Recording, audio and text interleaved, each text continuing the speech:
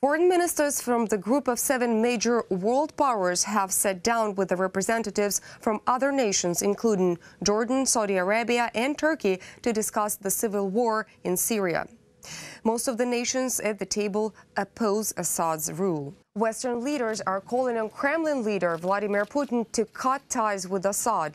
The Syrian president's forces are accused of launching a chemical attack on a rebel-controlled town, which killed more than 80 people. Recent media reports suggest Russia may have known of the chemical attack on civilians in advance.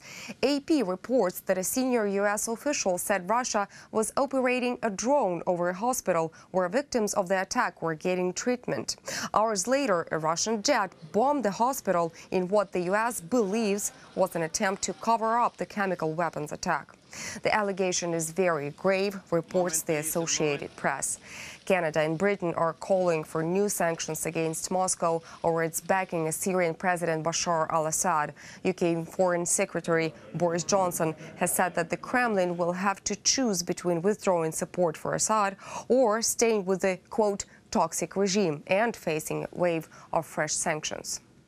I think it's very important in these circumstances for the world to present a united front and for there to be absolutely no ambiguity about the message. And the message that we're sending to the Russians is very, very clear. Do they want to stick with a toxic regime?